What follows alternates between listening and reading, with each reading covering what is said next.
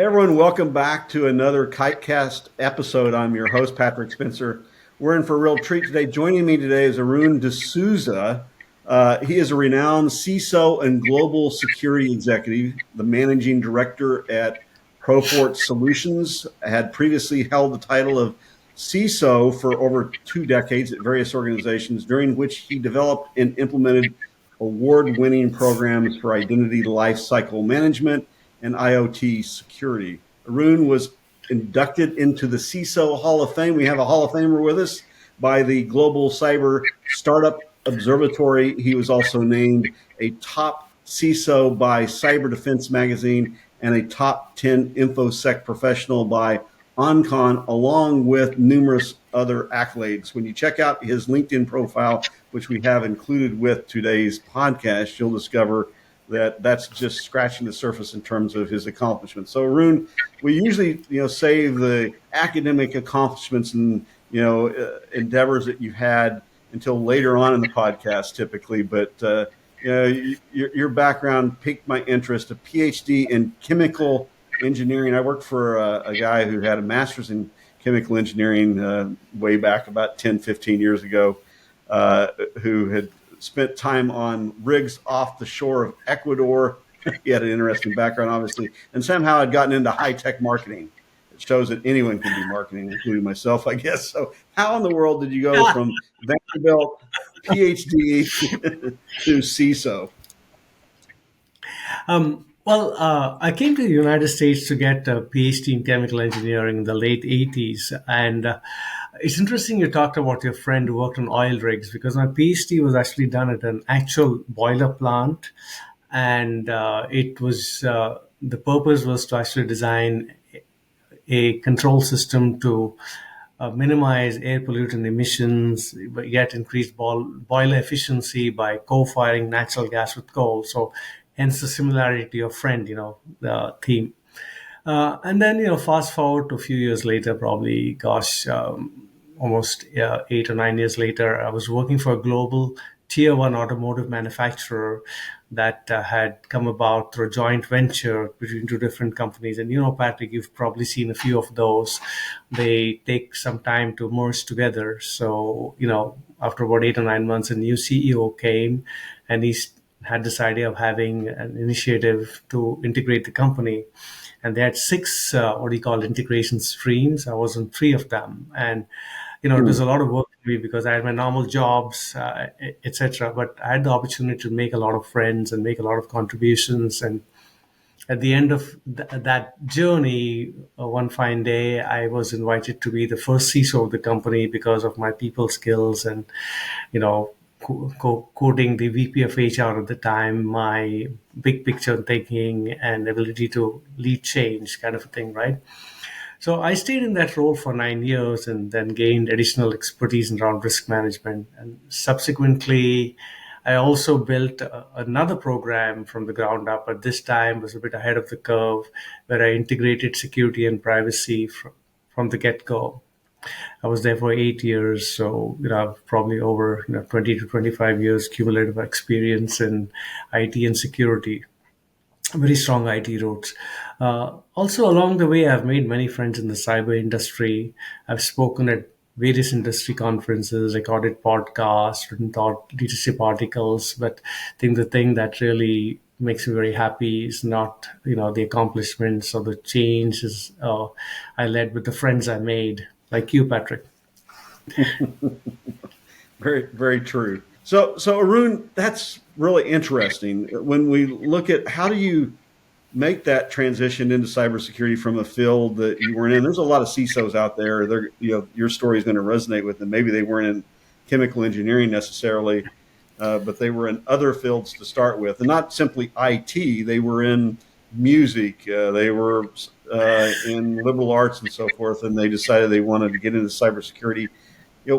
What did you do that helped facilitate that process? Because you had to learn new skill sets. Obviously, the PhD, you had a sense of logic and rational thinking behind you already that you're able to leverage. But were there some things that you did that helped ensure that transition was successful? Yes, absolutely. And, I'll try to summarize the journey. So when I was appointed the CISO, we had issues with the global security because when you integrate two ventures without a proper plan, the network would go up and down, and nobody said what happened. Everyone said they did nothing. You've heard these stories before, right? So when they entrusted me with this important role, the first thing I did was I sat down. I had actually achieved the MCSE plus Internet certification, not because I had to work technically, but I could manage my team better. So I had a very strong understanding of, Windows and OSs, etc. So it really helped me, and it's very germane to the step one in the journey, which I'm about to describe. So what I actually did was I built a strat plan, a two-phase strat plan. In phase one, I envisioned that we would actually upgrade from Windows NT to Windows 2000 because Windows NT was end of life. Okay, consolidate servers, consolidate backup systems, put in Active Directory management tools and all that. And phase two was actually taking charge of the network, installing quality of service technology, right? Now, I learned a lot as I grew, and the story is quite interesting. It starts like this. So I built a business case, and it was to be submitted to the upper management. And then I didn't speak French. I worked for a French company. It was taken by my boss at the time. Well, you've heard this phrase "lost in translation," right? So that's pretty much what happened. So, I mean, he did a great job, I'm sure, but I wasn't there. So they said, "Well, uh, uh, tell Dr. D'Souza that he can accomplish phase one in half the budget he requested." Now, I will tell you, Patrick, the truth of the matter is I'm not a padder. I put the usual 10 to 20%. And so I had two choices, either accept the challenge or, run. And somehow running is not in my DNA. So sat down and I thought about what could I do. And I talk a lot about something called the power of federation or better together. Let me explain. So I reached out to different partners and say, guys, look, there's a story at the end of this, a big achievement. Can you give me discounted pricing? So we had tiered pricing, professional services. Other people gave and good prices. In other cases, actually, I consolidated software purchases in the States to get the benefit of the euro exchange rate. And I did a lot of those things. And we built a 20-member team and finished phase one truthfully, 45,000 euros under budget, right?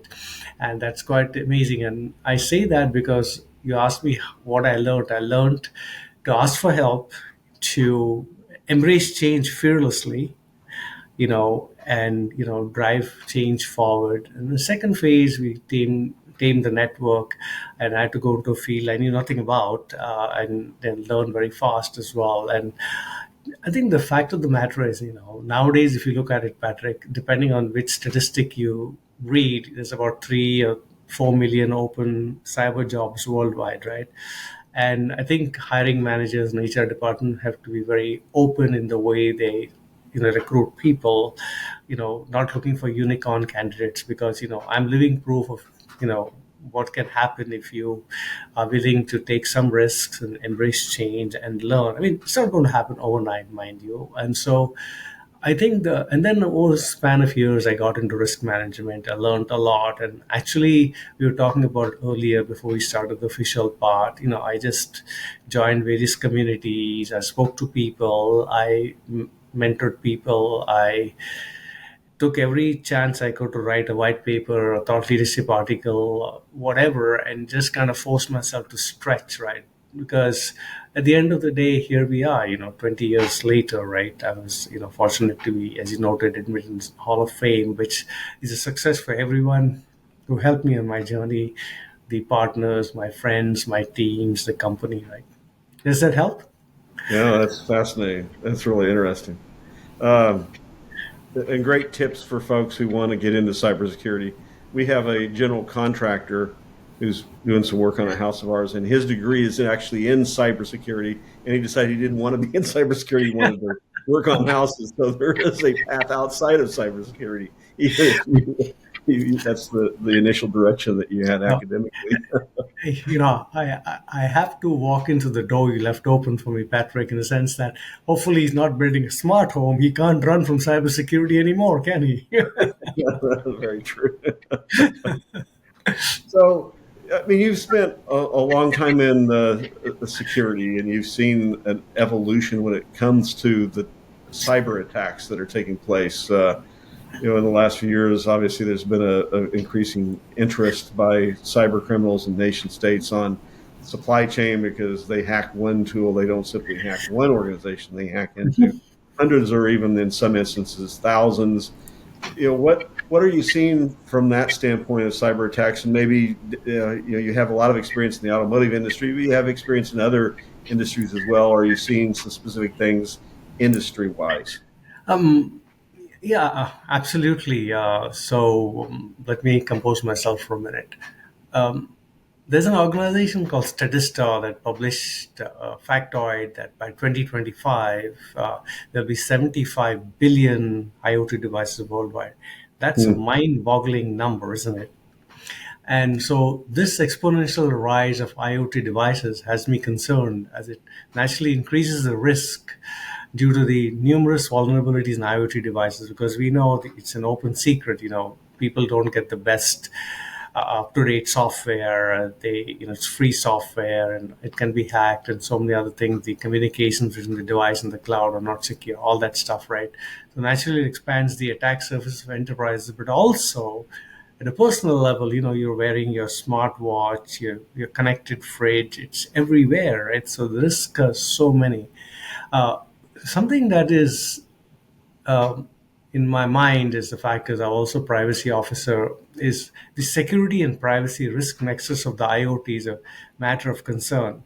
At a personal level, you must have heard of the TV that recorded and snooped, or a device that recorded the conversation, email, and or the ring camera that did that. So at a personal level, that's where the security and the privacy meet. But also, you mentioned manufacturing, so let's consider a situation where there's a vision system on the line, and there's a big wig from a European countries walking down the line, and the operator says, oh, this is a very important person that's come, and he presses the button to take a picture of the VIP, and then decides, oh well, I'm so happy, I'm going to post it on Twitter or something, right? And what may happen is you might be exposed to a GDPR complaint. It's quite possible, right? Because the consent was not given. Yep. So, and now here we have the CCPA. So I think people start needing to think about the risk nexus. Now, definitely for global companies, right? All the different regulations, especially the GDPR, which is widely considered as the gold standard, really comes on very heavily. The minimum fine is 20 million euros, right, to 4% of the revenue. And oh, by the way, that's not just enough. There can also be civil suits after people class action suite, so it never ends, right? And on top of that, there could be significant reputation, brand impact, and diverted management focus. Now, we mentioned manufacturing. So in the manufacturing arena, operational technology security, or called OT security, is an additional area of focus because another trend that I'm going to mention again in a minute, ransomware is out there, right? And especially with the, uh, fact that not all the time there's a close collaboration between IT and OT. There can be suppliers that connect to insecure systems or to insecure connections, especially with 5G connections or insecure networks or whatever. OT security is something in manufacturing that can have really heavy impacts. I mean, I know that it was Honda a few years ago. They had two successive huge Yep. problems, and there were, if I remember, through phishing that were introduced and clicks that took down the line for days if not weeks, and so on. In addition to that, third party risks from exploits increasing, like you noted earlier, right? Whether it's What I expect is that AI-powered supply chain attacks are on the horizon. That's something that I've not read a lot about, but it's coming for sure. Because today what happens is, I wouldn't say it's low tech by any means, but it's like the typical clickbait, right? They either impersonate you or hack you or something and get you to click. But when AI comes and we're able to weaponize AI for a supply chain attack, my goodness, it's pretty scary to me, right?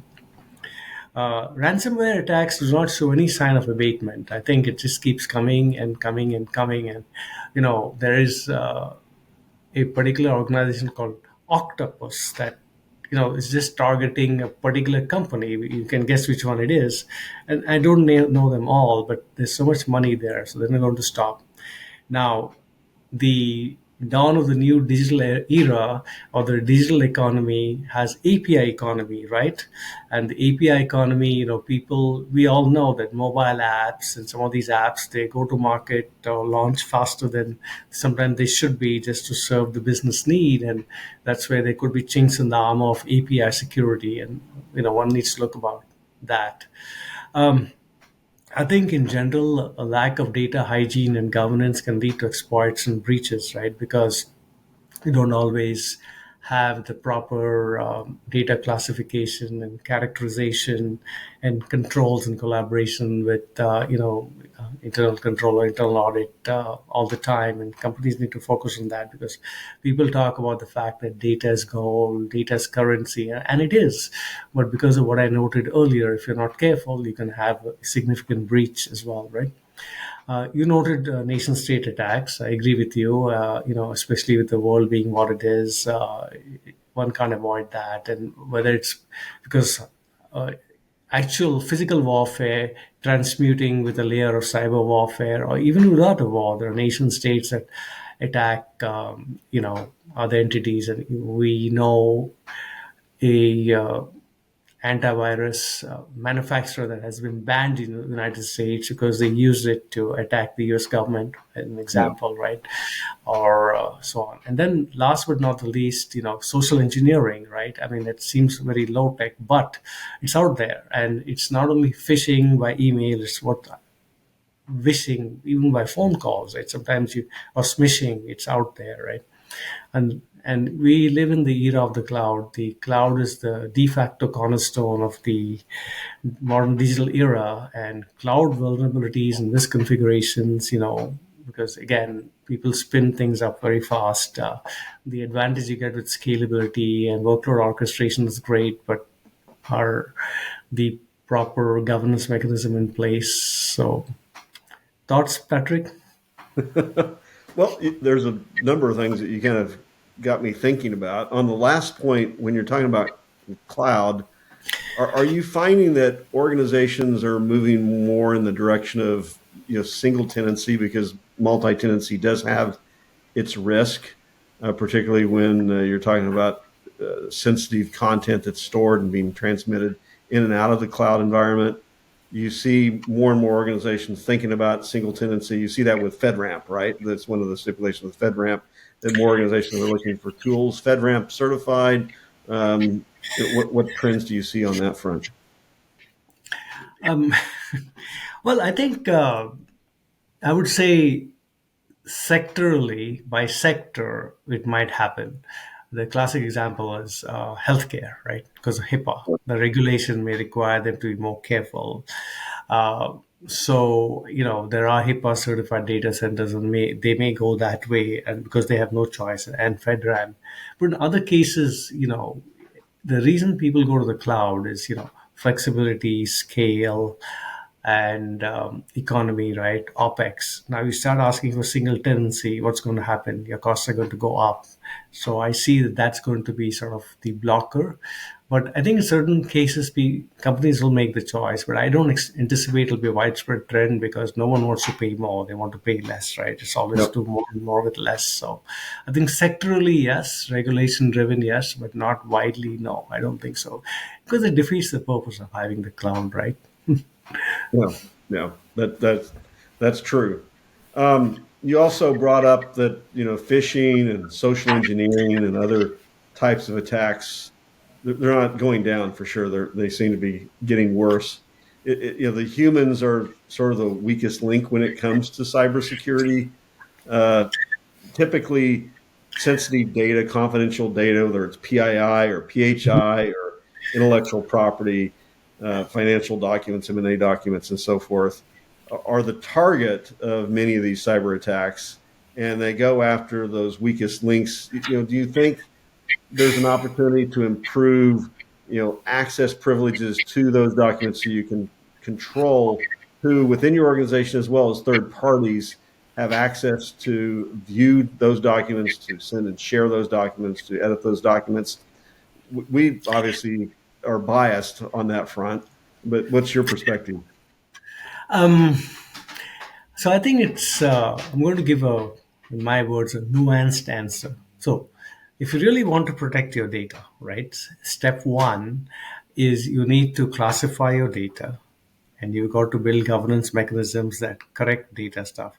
Now, I'll be happy to share with you my article that I wrote recently. It's called The Rise of Data Sovereignty and the Privacy Era, where I go in a lot more Hmm. details about what I'm to speed speed through. But basically, companies need to say, okay, well, I need to be able to either on-prem or in the cloud classify data, and then identify the gaps through a dashboard and resolve it, right? Now, the fact of the matter is, it also has to start with the data classification policy, right? But you and I know that no one can manually go and map the data. So at scale, you need a tool that can actually go in and whether on-prem or cloud, automatically characterize the data, right, and identify the risks so they can be fixed. But that being said, I think it's not just the data itself, it's fit for purpose data usage. What I mean by that, in any company, the biggest risk is the what I call the very attacked people, the executives or people who are doing financial transactions, right? So putting like firewalls around the data that they would use, in a sense of physical firewall, good access control, privileges and schemes, additional multi-factors, higher level of authentication, they're coming remotely. That's something that by nature needs to be done, right? So I talk about more in my article that I'll share with you. You can include in the podcast. But I think it's nuanced. It's not just data classification and governance. It's identity enablement and identity governance as well. Hmm. And now, I jumped earlier into a point I was going to make. For me, zero trust, right? Zero Yep. trust is really seminal and very, very fundamental. I know the US cybersecurity executive order brought it more into the limelight a few years ago. And why do I mention that? Because see, back in the day, when John Kinderwag came up with it, we used to say, okay, we're only in the office most of the time anyway. There's hardly any VPNs. And so you can say, all right, I'm in this office. We put all these firewalls. We've done everything and we are safe, right? The old castle and moat approach. And Yep. you would say, well, if the network packets are inside the company, they're safe, and network packets outside the company are unsafe. But truth of the matter is, John Kinderwag postulated that it doesn't matter where the network packets are, they inherently cannot be trusted. So, what did it do actually? It changed the focus of security from the network to users, applications, and data, right? Yep. Yep. And that's what you introduced. And I think, and therefore, the fact is, wherever you are accessing digital services, every connection you make should be based on identity, device posture, and session risk dynamically, right? And that's where things uh, which I attribute called the identity coin become important. So identity coin to me is two parts, right? The physical side, person, device, location. The logical part, which is attribute, behavior, context, and role, and using those inputs into the system dynamically to mitigate the risk, because it's not just like a one-stop short where you say, okay, I've given the prop access privileges, but it's sort of related where your data characterization governance platform and automatic remediation tool can remediate it. But even then, it could also be user behavior. Because, for example, okay, I'm a financial person and I normally work 8 to 5, and suddenly at 3 p.m., I 3 a.m. in the morning. I downloaded 15 gigabytes of file. What should the system do? They should block me immediately, right? Yeah. So zero trust can do that when well implemented. And I know it's not a one solution. It's a orchestration of people, process, technology, a wide variety of tools. But zero trust is here to stay. And I think if we really want to protect data, it's something that needs to be done. Any thoughts? Let's include that article as a link on the podcast page so our listeners can go and access it. So I'll get that link up Um, after uh, our podcast is finished Yeah, up. and I'll send you another as well that I forgot to mention. I've also written an article that talks a lot about the evolution of identity and access management, where I go into so the two sides of the coin, and how identity is central, right, to protecting the digital perimeter today, and those two are complementary articles. I'll send you both, and then you can include them. That'd be great.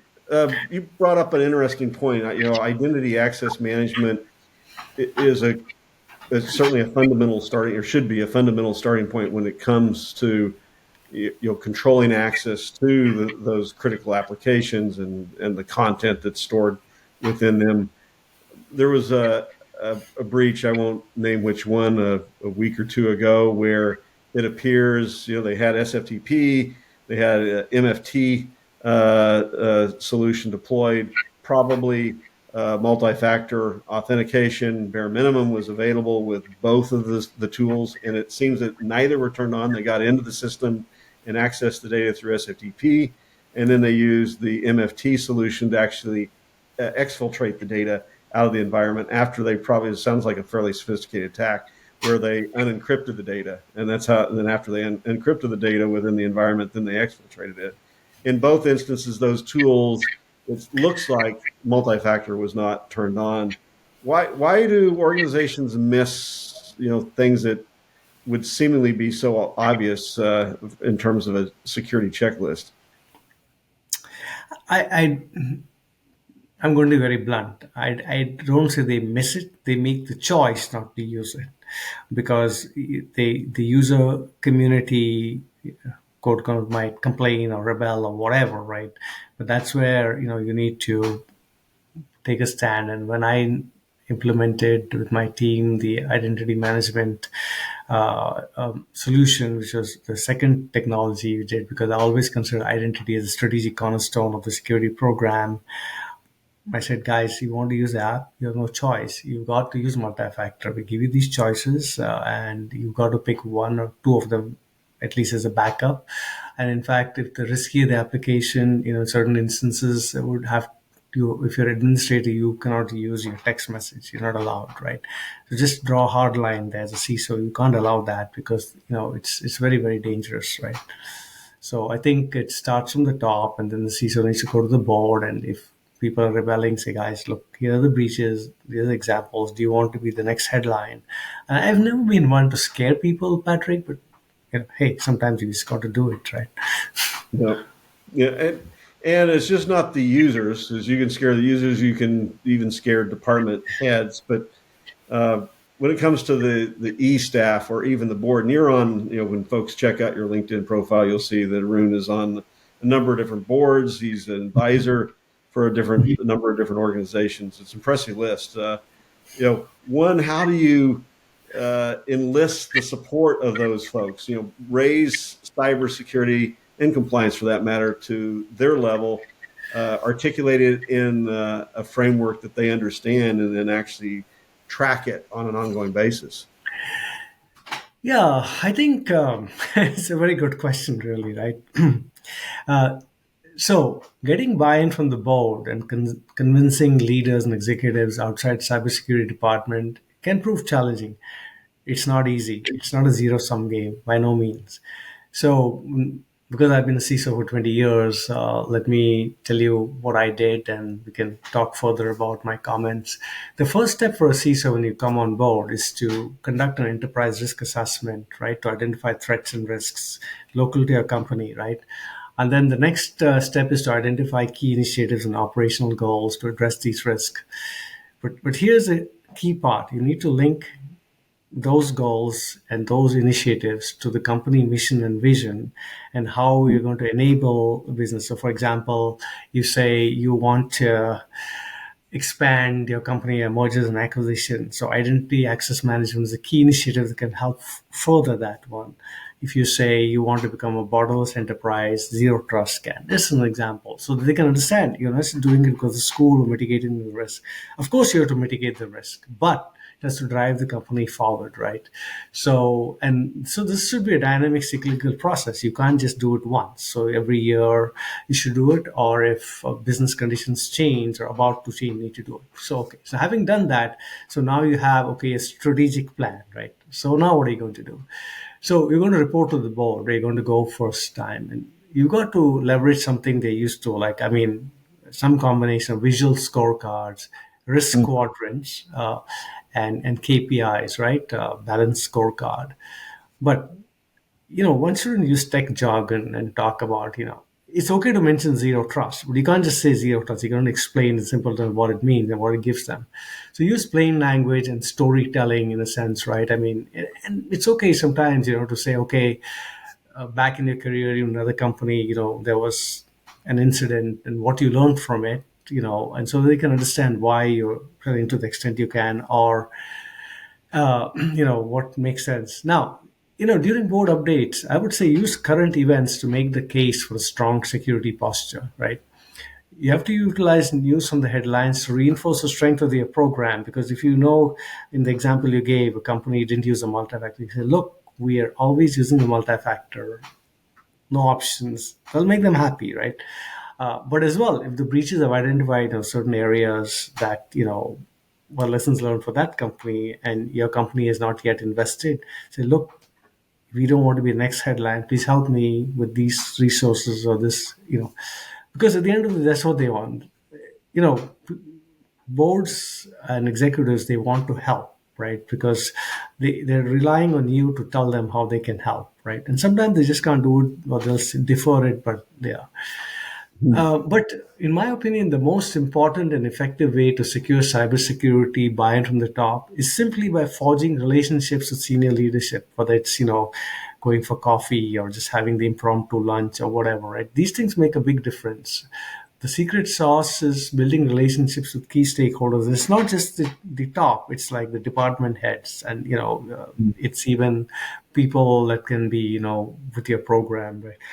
And I used to have this thing called the federation call initially every 2 weeks, and every month, it was an open call. Every month, people across the length and depth of the business would come. We have a conversation. They could know what we are doing, ask questions, and support. And relationships are everything to enact a successful security program, right? So, in a sense, the CISO has to be storyteller, an ally, a trusted ally to everyone, and a trusted advisor as well. Now, board support can be the wind beneath the wings of what I call air cyber and help accelerate and continuously improve the security program. Yep, that's a good analogy. That's a good way to describe it. So you've been a CISO for 20 years, Hall of Fame CISO. Um, how has the role of the CISO evolved over the last 20 years? Where are we at in that continuum, on the continuum of transformation? Where are we at today, and where do you foresee that we're headed in the role of the CISO? Oh, absolutely. I started my first security program 20 years ago, and in fact, it's I told you the story of the first two initiatives and everything, right? At the end of it all, there was Network World All Star Award, and there were various white papers and whatnot. And the CEO came to my desk one day from France, and he patted me on the back. He says, "You're doing a great job. I don't hear anything about you. I'm very happy." It was a compliment, right? Because in those days, it was considered very technical stuff, and even today, security is in IT. So that was the phase one or era one, what I call the technical seesaw, right? But then the next one, so that was probably roughly, the first decade of last year, and then of the sorry first decade of the century, and then we came into the the business aligned CISO, and then bigger companies like banks would have what's called the BISOs and things of that nature, which is security embedded in the business, right? So that was the second era. The third era started around 15, 16 of last year, last decade, sorry. I need coffee, Patrick. So we, there was that, and that's fine. And that sort of ties back to what I started to say a few minutes ago. The security program should be tied to business mission and objectives. So if the security folks are linked to the business, that's even better to, and then risk focused CISO came next, where we started to collaborate with the enterprise risk organizations and try to make sure that security controls and initiatives are well placed and progress was tracked. And then the fourth era, which we're currently in, is a transformational CISO, right? And I think we're going to stay there for a long time, especially with the scale and pace of change of technology, including AI coming, right? But truth be told, Patrick, it's easy for me to say that these four eras, right? But depending on the size of the company and depending where you are on any given day, even you might have your foot in all those camps, right? But I Yep. think fundamentally, those are the four different areas. Thoughts? I think you need to write a book. We should talk about that soon. I've been starting to flesh out certain ideas. That's my goal for next year. But I've received the request a lot, and I think I would like to. And I've been preparing myself with the articles, a couple which I'll share with you later. So I'll get myself in the writing mode. No, no, I think there's a lot of interesting fodder there. The CISO role has evolved, and it's going to continue to change. But certainly, we're in a transformative era, as you noted. That's certainly the case. Your profile, as we've talked about, is very, very interesting. When our listeners take a look at your LinkedIn profile, maybe just a few final thoughts here in terms of, as we're running out of time, but I wanted to make sure we touched on this point. How do you build a reputation in the industry as you have as an influencer, as a thought leader? There's some CISOs that like to play behind the scenes and they don't want to be seen or heard, like you just mentioned. But in other instances, there's CISOs who want to get out in front of audiences. They want to speak at conferences. They want to be followed on LinkedIn. What can you do to build a profile like you have? It took a few years, right? And it started with a choice. I made the choice that I wanted to give back to the community, right? Not just do my work, kind of a thing. So that's a choice. And some people, not comfortable or they're shy or they're reserved, they just don't have the time. That's okay. But it starts with making the choice that you want to do more and give something back. So that was the premise from which I started. So, a few things that one can do once you make that choice. Number one is to participate actively on social media. I mean, you can start with posting relevant content and annotating it, right? But if you just do that, it's going to be on the wine. But maybe follow some people you respect or known influencers, or as Brian Krebs or whoever, and if you feel comfortable, comment on them, etc. Right? And sometimes in the beginning, when you're not as well known, commenting on other people's posts can help give you some visibility as long as you take time to make, really good comments, right? And that's how I started. Literally, I posted something, I posted others, and so on. So that's step one. Uh, I also author original content and I share that on social media, like the couple of articles. And there's been others that I've written over the years, right? Because if all you're doing is reposting, other people's things with comments, you're going to wither on the vine fast because uh, under the hood, if you want to be a cyber influencer, you've got to be a thought leader. People Yeah. need to understand that you're not just regurgitating stuff you found somewhere, but you're able to drive the conversation forward.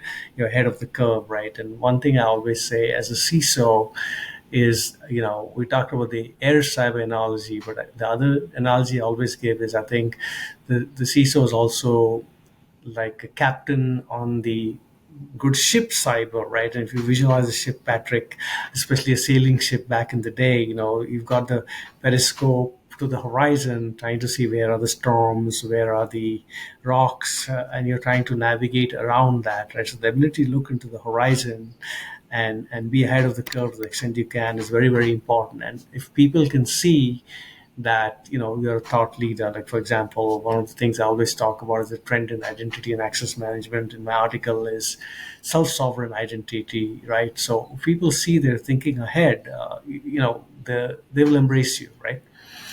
So there's that. But there's step three, then of course, there's only so many articles you can write, right? So, and you can't be just talking alone. I mean, the thing people want to see is, okay, you want to help others, that's obvious, but how do you interact and partner with others, whether it's, other CISOs or get on panels at conferences, that's very important. To the extent you can get a individual speaking gig, do it by all means. But I think it's much easier to find gigs on panels. You probably know that already.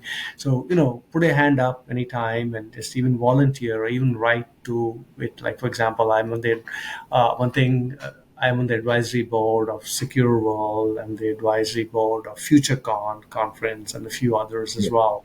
And that's one way to do it because you can insert yourself into the community so that if they're building an agenda for the conference and they're looking for someone, you can either nominate yourself if there's an opportunity or somebody so that's something to be done as well. One thing that I've also done, and to the extent I can, is mentor industry practitioners, in some cases leaders as well, to exchange insights and advice. I do that to give back, but also it's like the old adage, if you give an inch, they'll take a yard. But in fact, I'm going to flip. I'll say if I gave a few inches, I got a lot of yards back. In Yeah. a sense, I helped a few people or did what I could, and I made a lot of friends just through that. Because what happens, they introduce you to their friends, and because what then happens is they look to you for trusted advice, right? It's a wider Yeah. community, right? And then another thing you can do is engage actively in industry forums and communities, such as the Cyber Risk Alliance, which I mean, I'm a member of others, but that's the one I like the best because I think the reason is, some of these groups, they only open their doors to CISOs or VPs. The Cyber Risk Alliance allows practitioners as well. And one of the things we need to do is get people to come into the profession. So that's something that's very, very helpful as well, right? And that's also good because by doing that, I do meet younger people that sometimes reach out to me and I can mentor them, right? No, that's And a great suggestion. Yeah. yeah, and the last thing, of course, there are these organizations that have dinners with the executives, etc., which I go there not to have a nice dinner or some glass of wine, but in fact, I've had some really, really good conversations at those dinners. So, does any of that help, Patrick? Absolutely. Yeah, absolutely. Those are really good suggestions for those who are trying to raise their profile. So, Arun, if someone in our audience they want to engage with you, just have a conversation. Maybe they're looking for some coaching from you and mentorship. They may want you to come in and do an assessment of their organization. Talk a bit about what you're doing and how organizations can get in touch with you. Well, you can share my email address too, which you have at your post podcast. It's arun.desouza at profortissolutions.com. And or you can connect with me on LinkedIn as well and reach out, no problem, and I'll make time. As you noted earlier, I provide executive advisory services to some tech companies. I also help startups as well, and I do reply to everybody who reaches out to me, and we'll see where it leads. So yeah, that's the best way. I think either direct email or LinkedIn. LinkedIn, I'll probably respond even faster. Yeah, that's typically the case with me as well. So, well, Dr. Arun D'Souza, this has been a fascinating conversation. We appreciate you making time to talk with us today, and we'll have to do this again. Oh, absolutely, really. And if I ever do write the book, we'll have a follow up about that, Patrick. That's a goal to have, isn't it? But I'll write the recommendation for the back cover. One oh, of them. okay. Good. I How's was that? wondering who to go to. Thanks a lot. And Patrick, thank you and Kiteworks for the opportunity. I really appreciate it, and it's been great fun, absolute blast. And do share with me the LinkedIn recording or post or whatever, whenever it's ready. I'll be happy to have it. Oh, certainly, certainly. Well, thanks for your time today. We appreciate our audience as always. If you want to check out other KiteCast episodes, go to kiteworks.com/kitecast.